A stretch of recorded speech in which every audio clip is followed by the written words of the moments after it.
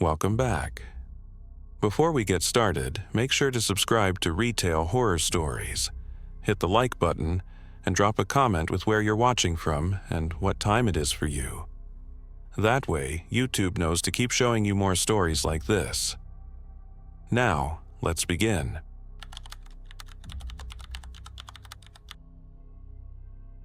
Lucas had worked night maintenance at Briarwood Mall for almost a decade. The kind of job no one notices unless something goes wrong. He didn't mind the silence, though. The mall, after hours, had its own rhythm. The hum of the vending machines, the occasional creak of settling beams, the faint echo of his own footsteps bouncing down empty halls.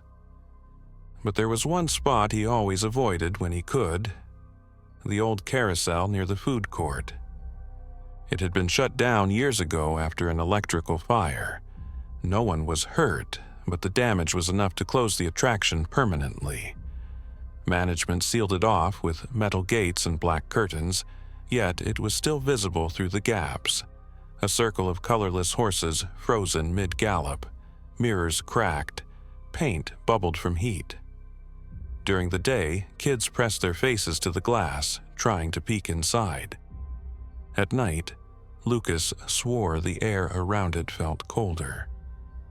Every October, the mall dressed itself up with Halloween decor: fake cobwebs on railings, cardboard ghosts, orange string lights hung above storefronts.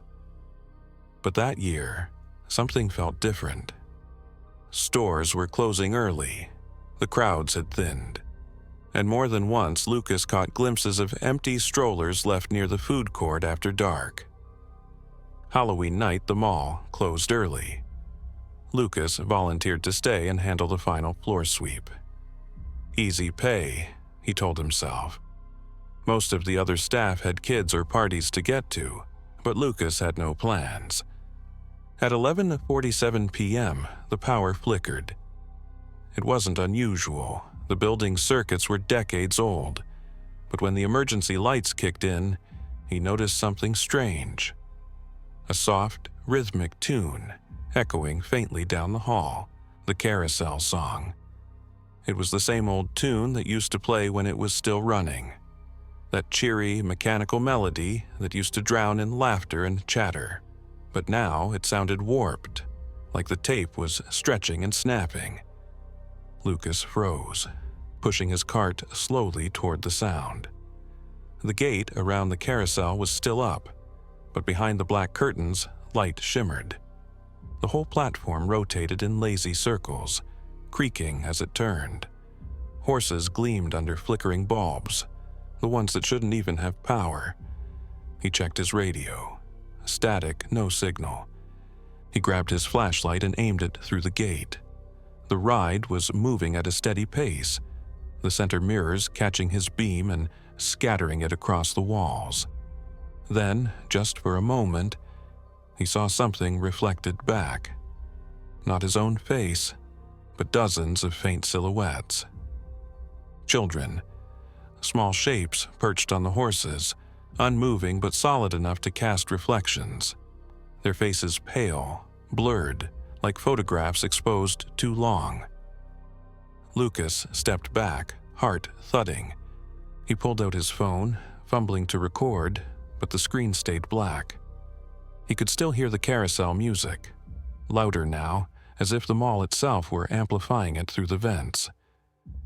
Then the ride stopped. The song cut off mid-note, leaving a vacuum of silence so heavy it made his ears ring. He heard something slide behind him, a soft shuffle like rubber soles on tile. He turned his flashlight. No one there. The food court was empty, but every chair was neatly pushed in now, every tray stacked perfectly. He hadn't done that. Lucas took a step toward the exit corridor. His footsteps echoed, and for a second, he swore he heard another set matching his rhythm just half a beat behind. He picked up his pace. When he reached the security office, the monitors were still running. He rewound the footage from the carousel camera, expecting static or nothing at all. What he saw made his throat tighten. The camera showed the carousel spinning exactly as he'd seen it. But there was no one there. No movement on the platform, no light source. Just the empty ride turning slowly in complete darkness. He kept watching. At the 30-second mark, faint shapes began to fade in. Outlines of children sitting upright, their heads bobbing slightly with the rotation. Their eyes were open but lifeless. And then one of them raised a hand. It waved directly at the camera. Lucas hit pause, but the screen glitched, freezing with that child's blurred face staring straight into the lens.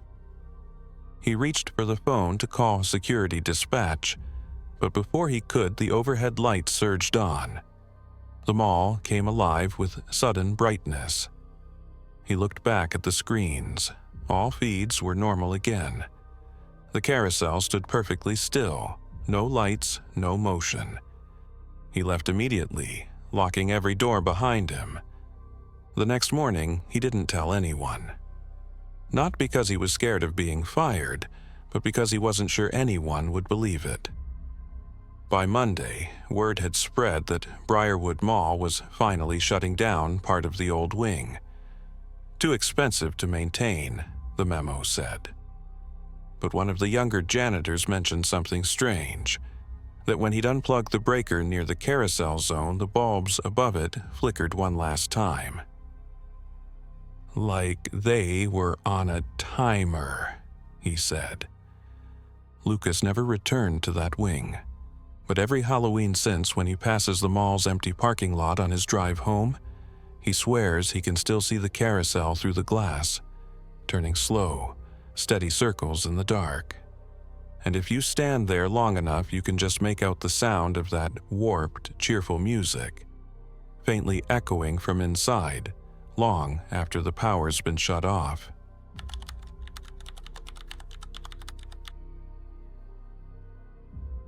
Mariana liked the quiet hours.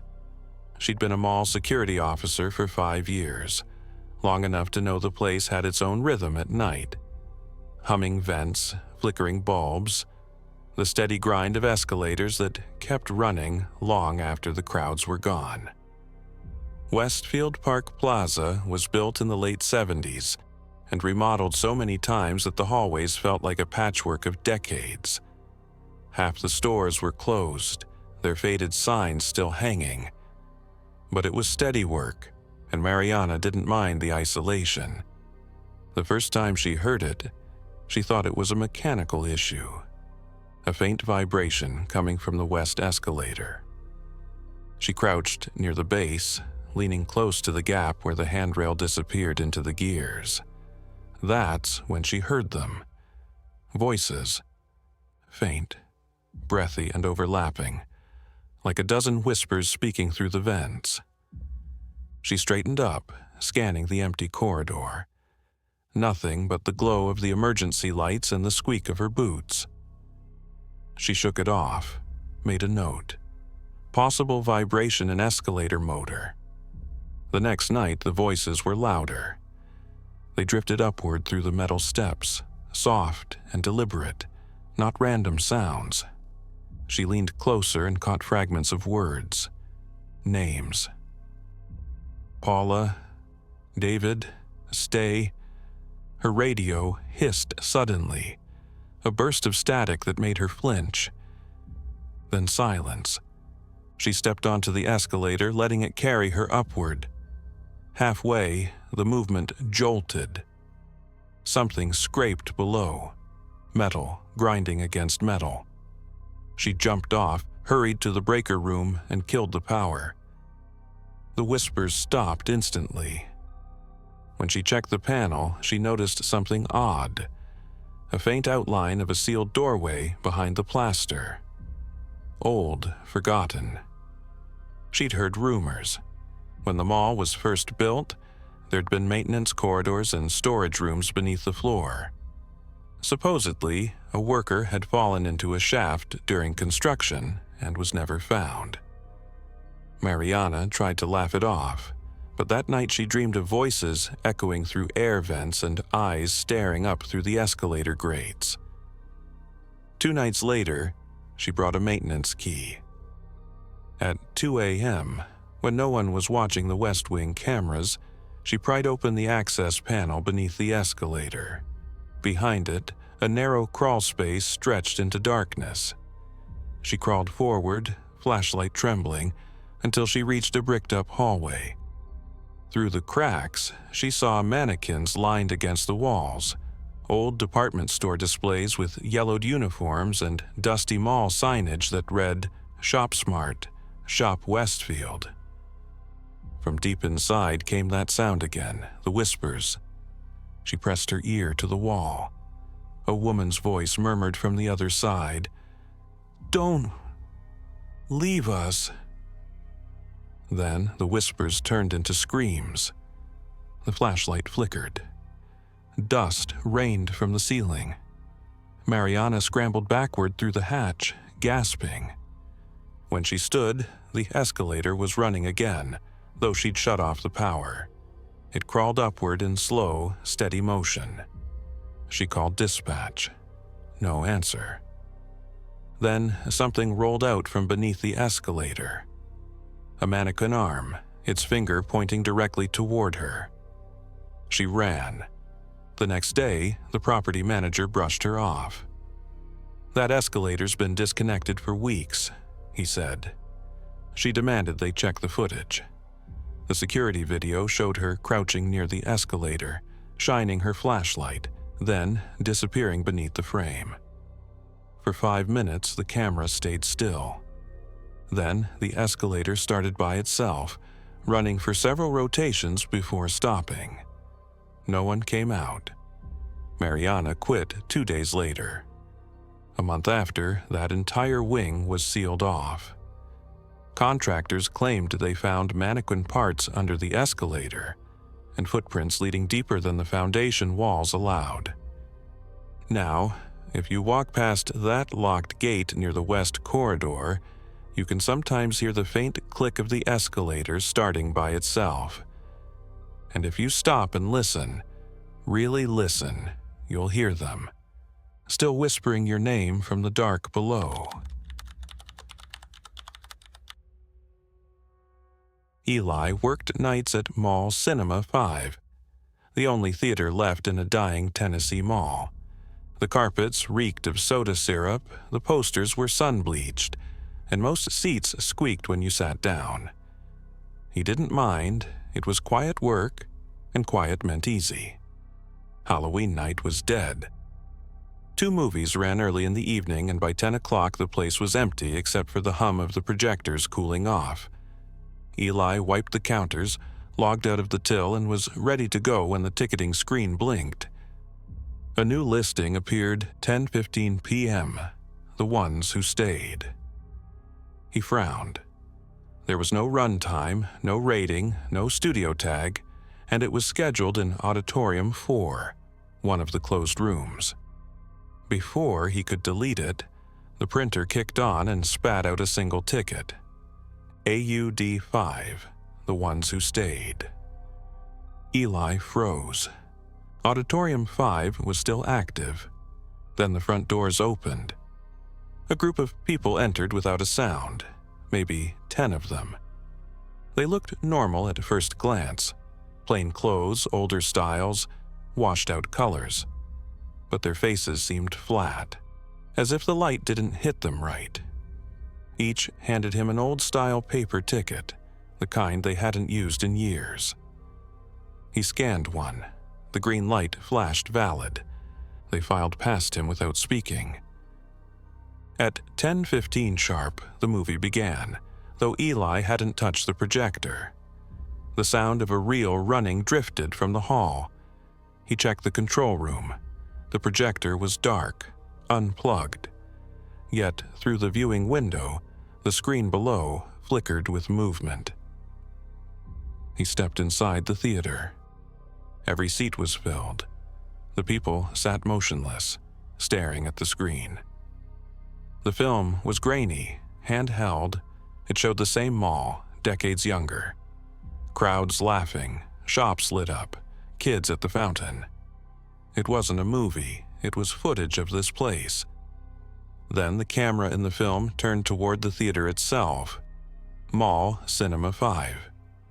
It entered the lobby, passed through the concession stand, and walked right into the auditorium. On screen, people sat in the same seats, wearing the same clothes as the audience watching now. Eli's stomach turned.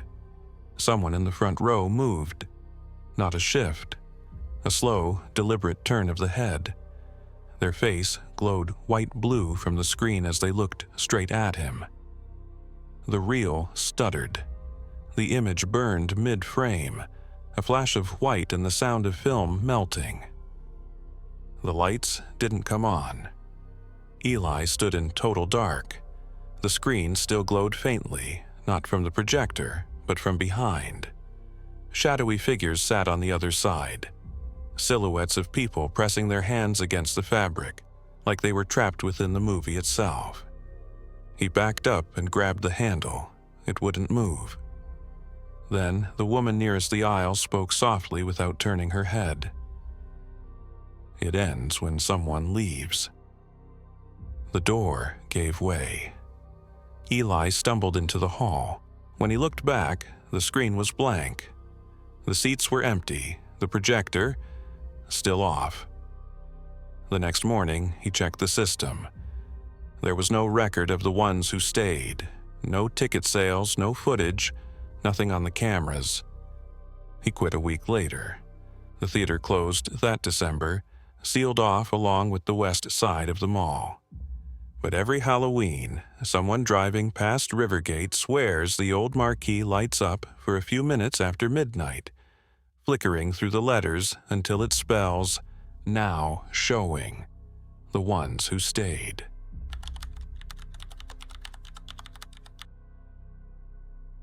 Danielle never planned on working retail again. After college, she swore she was done with the folding clothes and fake smiles. But jobs were scarce in her Arizona town, and when Sunset Galleria offered her a 3-week seasonal contract at a Halloween pop-up, she said yes. The store was called Reflections and Things. It sold ornate mirrors, crystal decor, and cheap Halloween props. The entire front wall was lined with mirrors of all shapes and sizes, tall dressing mirrors, hand mirrors, vintage frames painted black. At night, with the mall half-lit and quiet, it felt like she was surrounded by 100 versions of herself. On her first day, the manager, Bree, told her not to worry about the strange wiring. "We're still hooked to the old tenant's breaker," she said. "Lights flicker sometimes." That night, Danielle noticed it right away. Every time she passed one particular mirror near the back, the reflection lagged, just slightly. A blink delayed, a step behind. She blamed fatigue, but when she leaned close, she saw something that froze her. Her reflection wasn't perfectly aligned. The head was tilted just a little more than hers. She laughed it off, turned the frame to face the wall, and went back to counting inventory. The next morning, the mirror was upright again. She asked Bree if anyone else worked after hours. "Nope," Bree said. "You're the only closer." That night, the mirrors seemed brighter. Every surface caught her reflection at odd angles, half faces, shifting shoulders, flashes of movement when she wasn't moving. The overhead lights dimmed for a second, and the entire wall of mirrors seemed to breathe, the reflections darkening all at once before returning to normal. Danielle stepped out into the mall hallway to shake it off. It was empty. Only the hum of vending machines and the distant music from the ice cream shop across the court. She turned back and saw movement in the glass again. Not in the mirrors, in the storefront window. Someone was inside the store, walking between the displays. She rushed back in, heart hammering. No one was there. Every item was still in place. But when she looked into the mirrors again, she counted one too many figures. Her and one behind her. A woman, same height, same hair. But her head tilted sharply to the side, lips barely parted like she was whispering something Danielle couldn't hear. She spun around, nothing. She stayed late that night, determined to prove she was imagining it. She set her phone to record a video while she cleaned. When she replayed it on break, everything looked normal until the very end. A second before the lights turned off, her reflection kept working, wiping the counter, straightening the register, moving long after she'd walked out of frame. The next morning, Bree found her sitting outside the store early, pale and silent. "You okay?" Bree asked. "Something's wrong with the mirrors," Danielle said. Bree sighed. "They're all second-hand. Some came from a liquidation in Flagstaff. Customers love the haunted vibe. Try not to freak yourself out." But that night was worse. At closing, Danielle locked the gates, shut off the lights, and started to walk out. As she passed the mirror wall, she saw herself, dozens of her, turning off the switches in perfect sync. Then one didn't. It stayed lit, staring straight ahead while the rest went dark. Her phone buzzed in her pocket, a notification from the mall's security system. Motion detected, Unit 3B, her store. She turned slowly toward the window. Inside, her reflection was still there, working the register. Danielle ran. She didn't stop until she reached the security office. The night guard, Tony, followed her back with a flashlight. Together, they checked the store. Everything was still, except for one thing. Every mirror in the shop was cracked, spiderweb fractures across glass that looked like ice. All except one. The same mirror from the back wall. The one that lagged. It stood perfectly intact, faintly glowing under the emergency light. In it, the store wasn't empty. Shelves were stocked, lights bright, and her reflection stood behind the counter smiling. "Must have been a short," Tony muttered. "Whole mall's got bad wiring." But as he turned to leave, Danielle stayed frozen. Because her reflection, the one behind the counter, lifted a hand and waved. And this time, it wasn't delayed. 2 weeks later, Reflections and Things was gone. The unit reopened as a shoe store, and no one mentioned the pop-up again.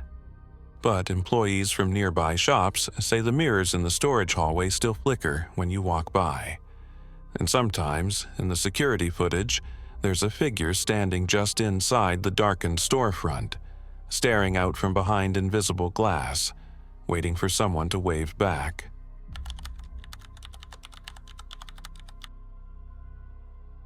Reggie, Maya, and Tom worked the overnight cleaning shift at Southridge Center, the kind of mall that was big in the 90s and half abandoned now. Most of the stores were gone, but the food court stayed open late for deliveries and maintenance. Every night, the three of them took their break at the same time, 3:15 a.m. Reggie always said it was the quietest minute of the night. The lights dimmed slightly for energy saving, the escalators powered down, and the entire place seemed to hold its breath. At first, it was peaceful. They'd eat vending machine snacks and joke about the dead pigeons stuck in the skylight above the fountain. But then the small things started. One night, Tom noticed a tray sliding across a nearby table.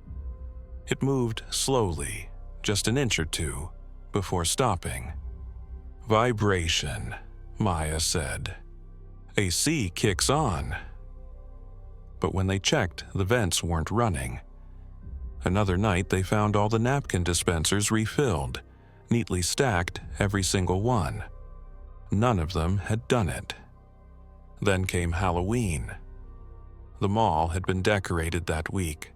Plastic pumpkins on tables, cobwebs stretched across food court railings.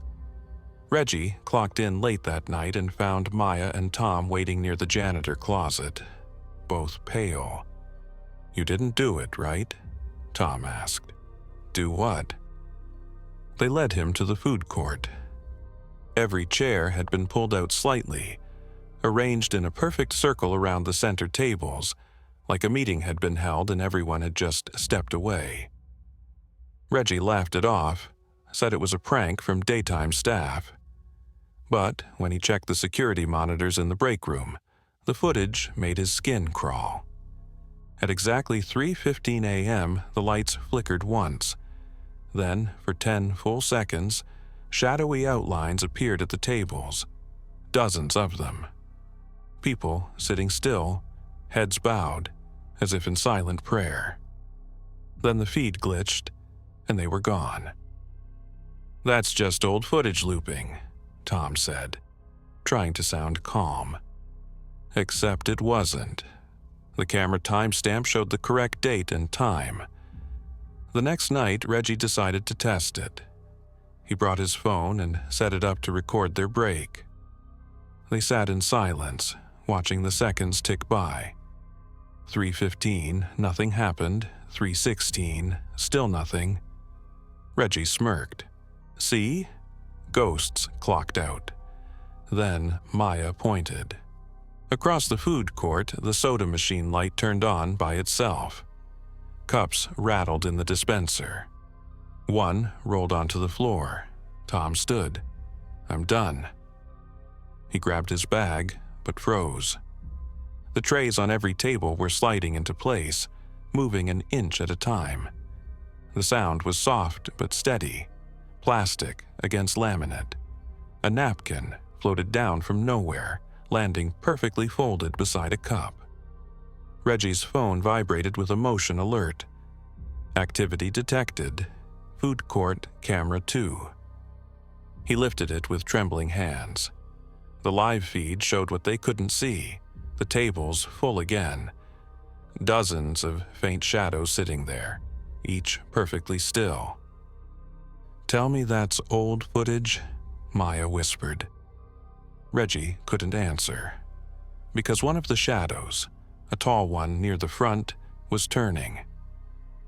Slowly, its head rotated toward the camera. The phone buzzed, the feed glitched, and the screen went black. They bolted. The next morning, the mall manager blamed the cleaning crew for tampering with security systems. None of them argued. Reggie quit that week. Maya transferred to the day shift. Tom didn't come back at all. A few weeks later, maintenance found his keycard and badge sitting neatly on one of the food court tables. The timestamp on his exit scan, 3:15 a.m. Today, that section of Southridge Center is closed to the public, but the lights in the food court still come on every night at 3:15, for exactly 10 minutes. Security guards say the tables are always reset afterward. Trays stacked, chairs tucked in, napkins folded clean.